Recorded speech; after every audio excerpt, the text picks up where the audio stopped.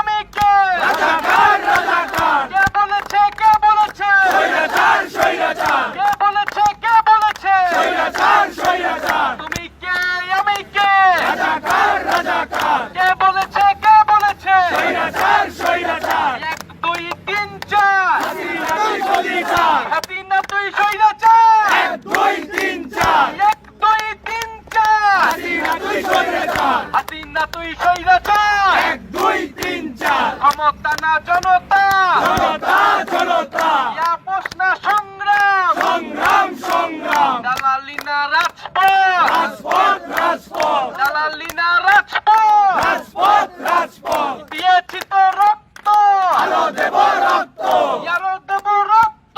দিয়েছি তো রক্ত 5ই আগস্ট বলছি, তারপরেও বলছি যে আওয়ামী লীগের রাজনৈতিকভাবে তার সরকারের পতন হয়েছে, কিন্তু ফ্যাসিবাদী এই ব্যবস্থার পতন বা বিলোপ হয় নাই।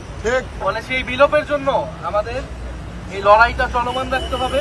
হ্যাঁ, আমাদের অনেক ভুল হয়েছে, আমাদের অনেক সীমাবদ্ধতা ছিল, কিন্তু আমরা সবশেষে মানুষের কাছে, জনগণের কাছে আমরা ফিরে যেতে চাই।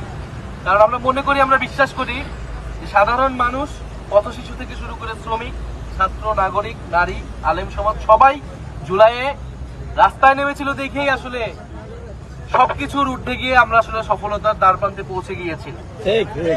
ফলে এই মানুষের কাছে আমাদের বারবার যাইতে হবে।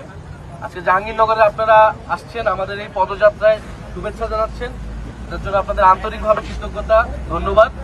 জাহাঙ্গীরনগর বিশ্ববিদ্যালয় যেই দৃঢ়তা, যেই সাহস জুলাই কোন অভ্যুত্থানে দেখাইছিল, এটা আমাদেরকে অনুপ্রেরণা দিছিল। আমরা ঢাকা বিশ্ববিদ্যালয়ে যখন মনে হয়েছে যে আমরা পরাজিত হইতেছি, তখন আমরা জাহাঙ্গীরনগরে দেখছি কিভাবে তারা প্রতিরোধ করে দিয়েছে, এবং এইভাবে বিশ্ববিদ্যালয়গুলা দুর্গ হয়ে উঠছিল ছাত্রদের। আমাদের এই ফ্যাসিবাদ বিরোধী আন্দোলনে, গণতন্ত্রের লড়াই দুর্গ হয়েছিল, বিশ্ববিদ্যালয় যে দুর্গ হয়ে উঠেছিল, এই দুর্গগুলো কিন্তু আমাদের টিকায় রাখতে হবে। নানা চক্রান্ত ছাত্রদের বিরুদ্ধে করা হচ্ছে, ছাত্রদের যে অধিকার, আজকে আমাদের জন্য এটা দুঃখজনক যে 1 বছর হয়ে গেলে এখনো ছাত্র সংসদগুলো হয় না। তো এটা অবশ্যই আমাদের ব্যর্থতা, সরকারের ব্যর্থতা। তারপরেও ছাত্র সংসদ নির্বাচন দিচ্ছে সামনে, আমরা মনে করি ছাত্রদের এটা হক, এবং আপনারা গ্রহণযোগ্য ছাত্র নেতৃত্ব বিশ্ববিদ্যালয় থেকে তৈরি হবে, যারা জনগণের পক্ষে কথা বলবে, সাধারণ ছাত্রদের পক্ষে কথা বলবে।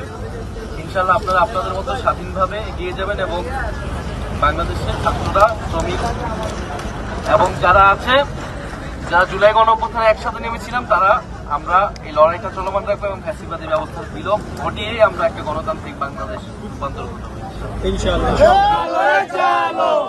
জনতা